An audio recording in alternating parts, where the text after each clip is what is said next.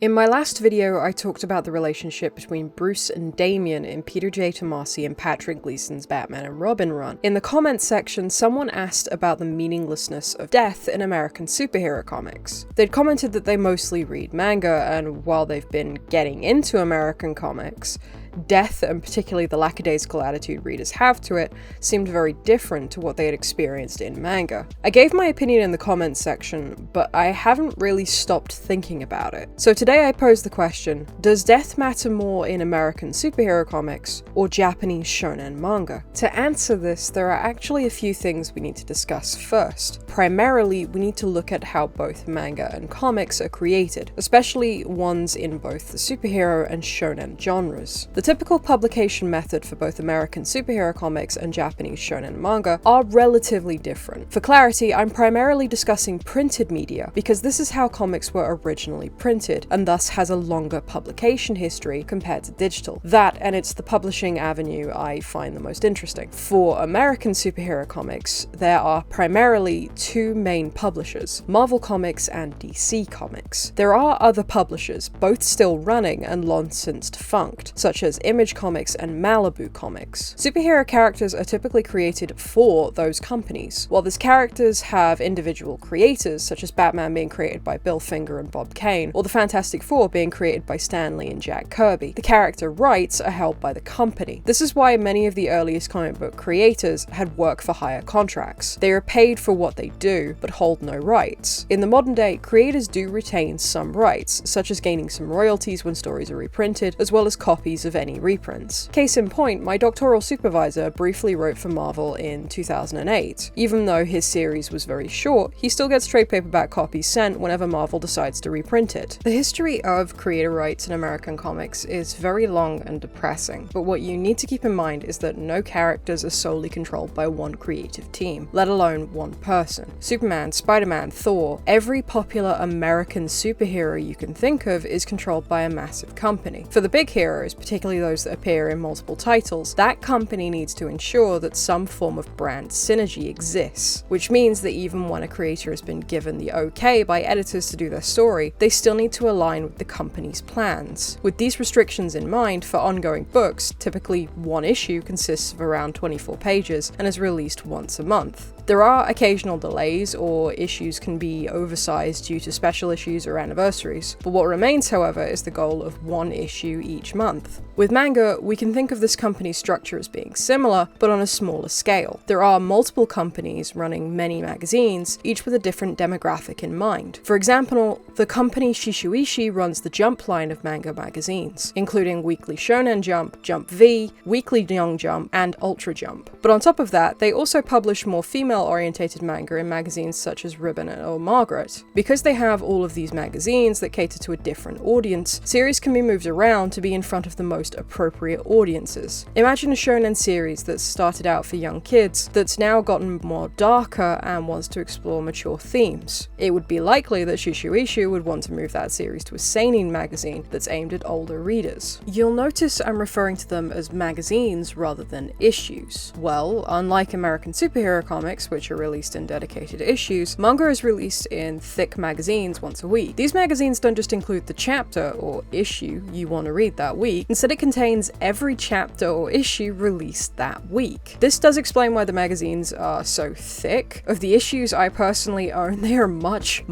thicker than expected. While each series chapter would be somewhere between 15 and 21 pages, similar to the American comics, however, you have those 21 pages from the series you wanted to read, plus 21 pages for another 20 series each week. Unlike something from Marvel or DC Comics, where one series may reference another and characters interact, the series in manga magazines rarely mention each other. If they do, it's usually as an Easter egg or an offhand reference. Also, while American superhero comics typically produce 24 pages a month, shonen manga creators produce 21 pages per week, which is a Herculean task in itself. But when you know how little time they have, certain decisions may seem to make a little more sense. To add to the pressure they are under, unless they take a hiatus, which puts their series at risk of being cancelled, they can only ever be 3 weeks ahead ahead of schedule. I might go into the production cycle of manga more in the future, but I do briefly discuss it here where I discuss the short manga series Time Paradox Ghostwriter. You can see just from the publication methods that a lot of planning or decision making can change things drastically between the two cultures, but these decisions need to be made by creators, which leads me to explaining creative teams. So again, I'll start with American creators. While there are people who create comics completely on their own, there are typically 7 key roles. These are writer, penciler, inker, colorist, letterer, editor, and group editor and/or editor-in-chief. The writer can work either on their own or with another member of the creative team to produce their initial scripts and pitch documents. An editor will go through this with them and either make suggestions or will take questions higher to see if the writer's ideas are okay to do with whatever character they're writing. When taking these questions higher, the editor will typically talk to the group editor, who might be in charge of a group of books that all belong to a certain character, or they might take the questions up to a chief editor. That script is given to a penciler, who will take the script, which can be either very loose or extremely specific, and create the storyboards and final pencils from it. If all is approved, that is given to the inker, who inks over the penciler's work. In the digital age, a lot of pencilers like to ink their own work, but you still do get dedicated inkers. Sometimes you see pencilers and inkers that like to work together, such as Jim Lee and Scott Williams, or Greg Capullo and Danny Miki. From here, a colorist takes those inked pages and, well, colors them. And finally, a letterer adds the dialogue and other elements the pages need. In my opinion, each of these positions is as invaluable as the other. Each of them have their own form of art and aesthetic they bring to the work. Different letterers approach how a carrier or balloon expresses their content. A colorist can drastically change the tone and feel even when working with the same raw layouts. Inkers can add to or even emphasize elements of a penciler's work. I'd argue that in some cases, such as a story with a more horror leaning, they bring out dynamic changes in light and shadow. Mainstream American superhero comics really are a collaborative medium in which each person involved can contribute something and add to that whole. Even editors, which as fans we do sometimes have a habit of complaining about, bring something to that equation. You see, sometimes when editors are checking in on story pitches or scripts, they have to turn ideas down or give orders from higher up with how some of these characters can and cannot be used. When editors interfere heavily as fans, we do typically refer to these as editor-driven stories. This video does largely talk about character deaths, and yeah, before I've even gotten to that point, some of you can probably guess that there are occasions when deaths come as an order from editors or even the editor-in-chief. So what about shonen manga? While they also have editors and editors-in-chief, much like the American counterparts, they sit with the creators to discuss the ideas and pitches. Editors might make suggestions for where they think something should go, or where they think changing something up might lead to more readers. That largely remains unchanged regardless of which country you're in. It's with the creative team and that very short turnaround that we see the biggest difference. Primarily, the creator of the manga is one person. Sometimes you get 2 people working on it, usually a writer and an artist, and on very rare occasions you have rotating teams such as with Clamp. But for the vast majority of manga, it's one person writing it, drawing it, and deciding where the story goes each chapter. These creators do get to employ 2 or 3 assistants each week. However, their job is not to write or draw the story, instead it's to do the work that slows down the core creator. This could be inking in large sections, whiting out pencil mistakes on the paper, or applying screen tone to imply depth, since most manga is printed in black and white. Assistants' jobs are to do just that, to assist, primarily while they work on their own skills in the hopes of someday being in the creator's position.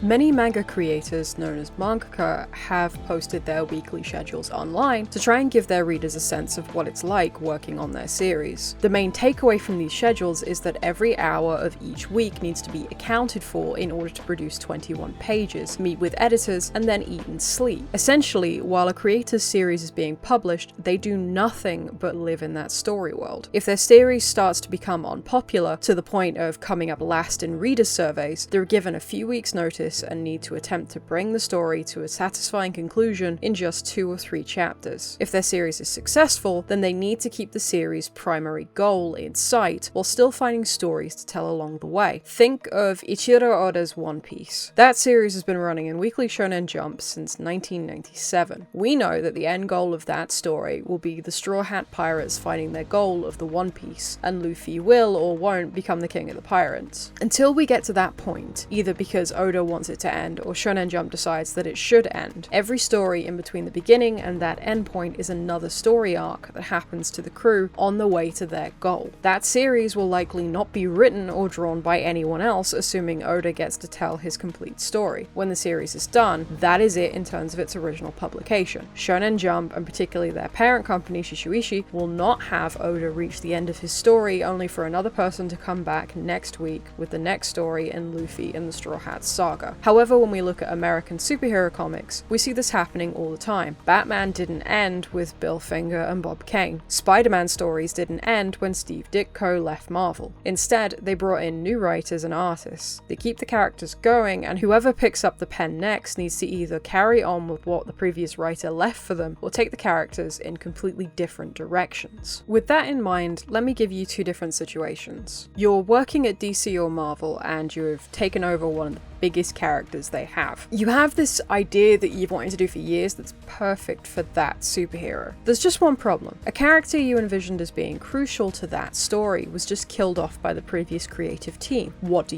You come up with this great idea to tell the story anyway, but the elements that involve that character are now told as a flashback. That way, you can intercut those scenes with stuff happening in the present day, and maybe even extend the issue count to give yourself more room for the heroes to really deal with the void that character's death has left with them. It sounds great, your editor agrees, only for the editor-in-chief to inform you that a big event is happening soon and the heroes need to be at a specific point with everyone alive in the next 3 months. By your schedule, your plan is going to take 5 months and there isn't a satisfying way to bring the character back while doing your story. From there, you have a few more options. You can work longer with your editor and maybe other members of your creative team to figure out how to make all this work. Meanwhile, time is running out and ultimately the editor tells you to just bring the characters back next month and they'll explain it sometime later. Or you hastily reshuffle your 5-month plan into something that will only take 3 months, but you've now cut out vital scenes that have really brought meaning and depth to the character's life and death. Neither of these are satisfying to the creator or the reader, but it gets you past that awkward point where you can hopefully get to the stories you really wanted to tell before the next team takes over and the process starts all over again. At the exact same time, imagine you were working at Shonen Jump, telling a story you've spent years dreaming of, only to find that you are 50 chapters in and you need to deliver a fully complete 21 pages to the publisher every Monday, and no matter what you're doing, the readers are saying that it just doesn't seem like the story is going anywhere, or that none of the characters really seem like they're in danger. Your editor calls asking if they can come round to pick up the next set of pages and to have a meeting about your plans for the next chapter. While the editor is there, he casually mentions that your series isn't doing too well in the reader's survey, and if you don't do something soon, you'll only have a few weeks left to wrap all up. It's at that moment you look at your editor and ask him, do you think it would surprise the readers if I killed off this popular main character? Given the fact that you're the only one who will write the series, then you decide to kill off said character in order to communicate to the readers that something big is happening. The stakes are high and that you should care about this because, hey, this character died. The chapter goes out, readers address their surprise and now are excited to see what happens next. You now have each week to slowly build through the aftermath, and if the death was negatively received, even find ways for a character to be brought back, perhaps in another twist that will surprise the readers again. In this case, you're the only person who will write these characters. You don't have to worry that someone else will do with them. You have full control. Well, aside from the constant threat and anxiety that comes with pleasing readers and trying to just stay in publication. Both of these situations are all too common in both industries. They aren't what-if scenarios, they're decisions that are made every day. Sometimes it leads to deaths that are truly impactful and leave an impression with their reader. That might be because a creator made that decision much earlier on and chose to see it through. My favorite manga example of this was Jiraiya in the Naruto series. We're introduced to this guy spying on women in a hot springs, setting up his rather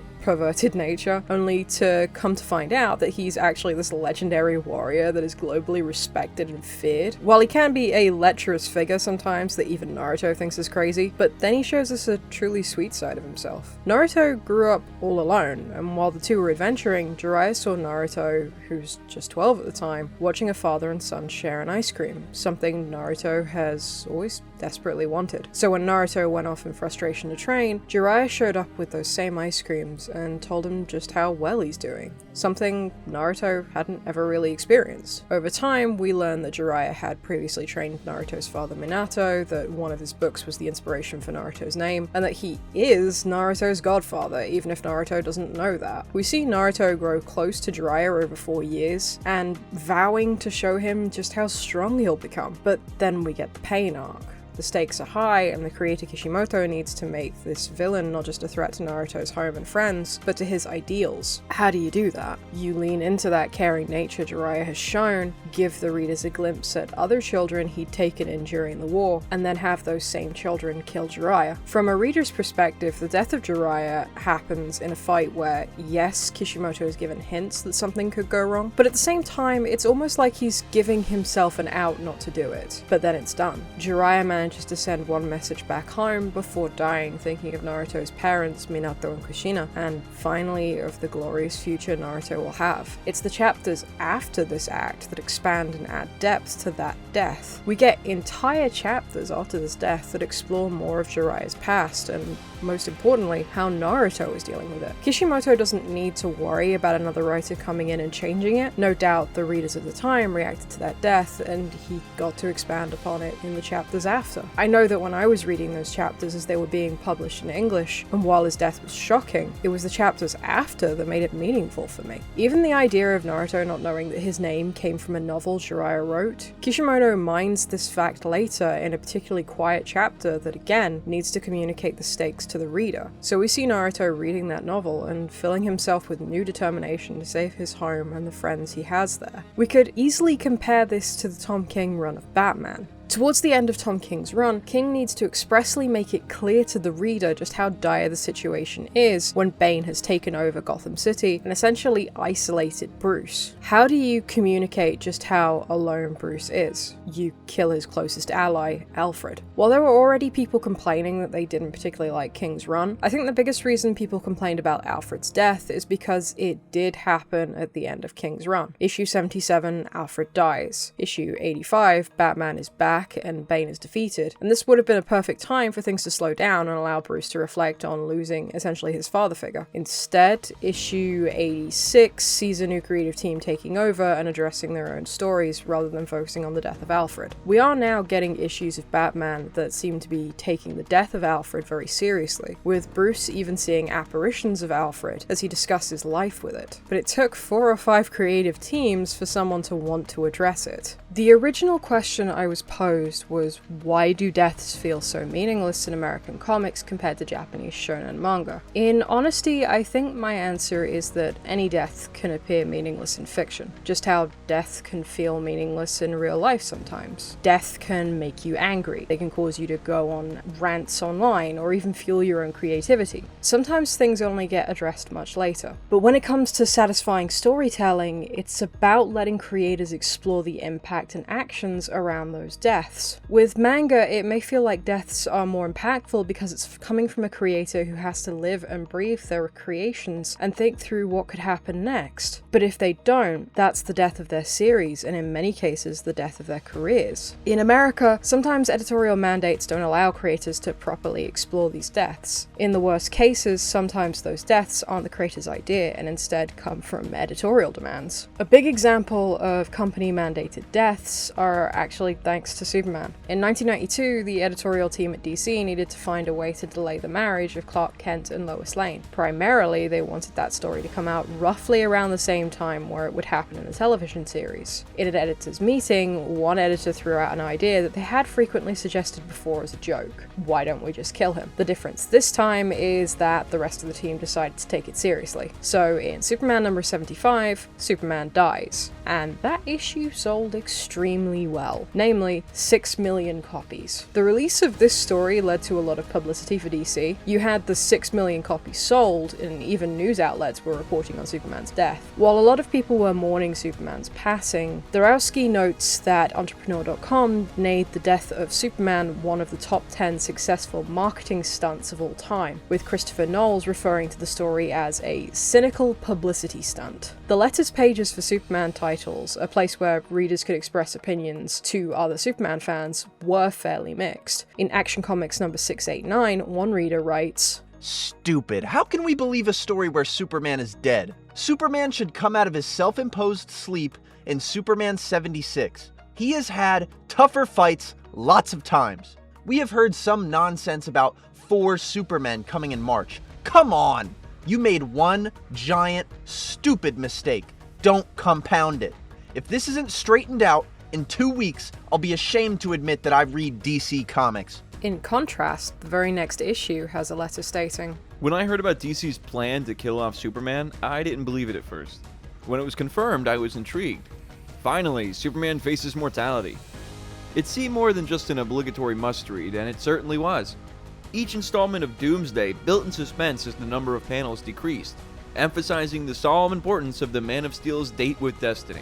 I spoke with longtime writer and editor Mike Carlin to ask about the overall reception of the death of Superman. I wanted to ask him about what it was like receiving those letters at the time. Was there anything that particularly stuck out to him? Carlin responded by saying, "We definitely received a lot of mail, but in the case of Superman, an inordinate amount of it regarded anger about comic shops boosting the price of the bagged issue almost immediately in many cases. I even kept a case of the bagged books in my office to send as peace offerings when customers would write in saying they'd never buy another comic again, at their comic shop at least. Obviously, there was a big reaction when Superman died, not only in the regular comic reading audience, but in the outside world as well, something that I don't think has ever happened regarding Captain America or Iron Man. This also makes it a tough reality to gauge, especially just looking at reader mail. The reality is that letters pages were part of the package, used to promote what was working in a series, either the stories or the talent, but they weren't ever not basically part of the propaganda for the series. So people generally send in positive notes because it was easy to see that we'd prefer printed thumbs up rather than thumbs down. We did run negative ads, but they were a lesser percentage for sure. Maybe 1 negative to 3 or 4 positives. But these were content meant to hype up whatever we were doing.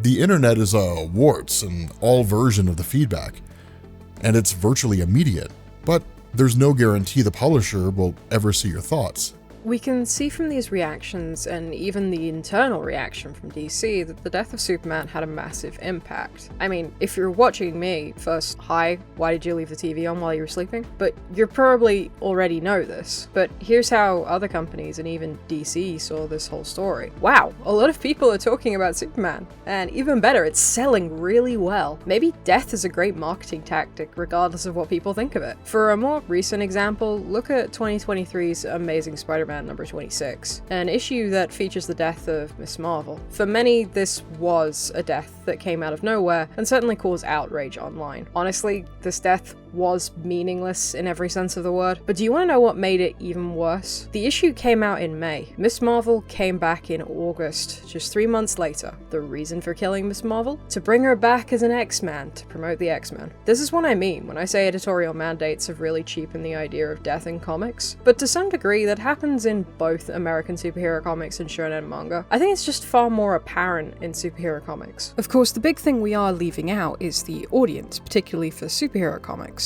Originally, superhero comics were intended for young children. I spoke to noted superhero scholar and the founder of the Superhero Project, Danny Graydon. He noted that superhero narratives are meant to be never-ending, that lead characters are meant to continue, that frequently death is done to give those characters a reason to endure, to seek revenge or justice. The example he uses is Sue Dibney in 2004's Identity Crisis. She is a character who is important to many of the heroes, but most importantly, to Elongated Man. Her death was gratuitous and ultimately served no other purpose than to be the driving force in a murder mystery. When specifically talking about the audience, Graydon points out that they started life as disposable, lightweight entertainment for children. The implication is that kids will grow up and they will leave those comics behind. For the past 40 or 50 years, however, we've had an audience that's grown and therefore has what could be considered an unnaturally long relationship with the medium. When you have older readers who can notice patterns in these comics and have a better understanding of the concept of death, we can see that these deaths will be undone, or how they might be used to manipulate the reader's emotions. But what if you're someone who's much younger? It's going to be very impactful if that's the only thing that you read. For adults, it's going to be less impactful because as human beings, we're built to notice patterns, so you're going to see all these things. None of this is to say that all deaths deaths in comics are meaningless. Many superheroes or shonen action heroes have their origins soaked in death. Bruce Wayne is Batman because of the death of his parents. Naruto's situation growing up is because of his parents' heroic sacrifice the day he was born. Spider-Man learnt power and responsibility at the cost of Uncle Ben's life. And even someone like Astro Boy would not exist if little Tobio Tenma hadn't died, causing his father to build a robotic replacement in his grief. And yes, some deaths are straight up meaningless. My favorite joke growing up reading and watching Dragon Ball is that the first time Goku dies, it's not really a problem. God just goes and talks to an even higher being, who then lets Goku train on a tiny planet with a failed comedian until short, angry General Zod arrives on Earth to throw a temper tantrum. I do really like Dragon Ball Z, by the way, it's just my favorite joke as a kid. Stories are made by people, and it's very rare that a story makes it through production and to the reader in the original intended form. What's important is to take note of why a story point might feel meaningless. Maybe learn a little bit more about the creative process, consider how you might have done it, and then maybe use that as fuel to create something you deem as meaningful. I wrote a paper a few years ago in celebration of 10 years of the MCU. In it, I talked about Iron Man and the conclusion of myth, how the fact that Iron Man has a full story arc, a beginning, middle, and end, acts as a textual termination point. That while superhero narratives, as Alain's states, are a erasure of ordinary mortal flesh in favor of the ideal, I describe how in many early superhero stories, deaths are either part of an imaginary story or were permanent, such as with Uncle Ben, Bucky Barnes, Captain Marvel. But since the 90s, superheroes have entered a cycle of death and resurrection far more routinely than any other medium. Ta-Nehisi Coates even points out that if you're going to kill main characters only to resurrect them later, why should we care in the first place? Ultimately, that paper concluded that the reason Iron Man's MCU death had weight is because it was a definitive end. That as Carbone states, we watched him learn how to be selfless, ending with his sacrifice that saved the universe. That it was a beautiful end and was well earned. When I wrote that paper, the return of Robert Downey Jr. as Doom hadn't been announced yet, which, yes, does feel like it cheapens things. But at the end of the day, it hammers in that idea of editorial mandates, corporate oversights, and obligations. In many ways, yes, manga does have the advantage here. One story told by one author, though with the pressure of pleasing audiences and editors. But they don't have to worry about tying into other initiatives. They don't have to worry about the next writer. If someone dies, yes, it might have been planned, it might also be just to bump up sales. But when you take away the massive ecosystem that mainstream superhero comics exist in, the creators have the same intention, to tell stories. But hey, what do I know? I'm talking about American and Japanese comic books in the middle of the hottest summer England has had in years. Maybe I overthink these things. A huge thank you to Solid JJ, Comics Explained, and Amazing PSM for lending their voices to this. You guys are amazing, and I hope you know how much I appreciate you. This script took a long time. I went through many revisions. You won't even believe what I cut out. I did have it nice and short, but the more I kept thinking about it, the more I ended up adding, editing, rephrasing, and I hope that it's somewhat enjoyable and informative. What comic book or manga deaths do you, I guess, like, appreciate, found satisfying? Let me know in the comments below, and as always, till next time.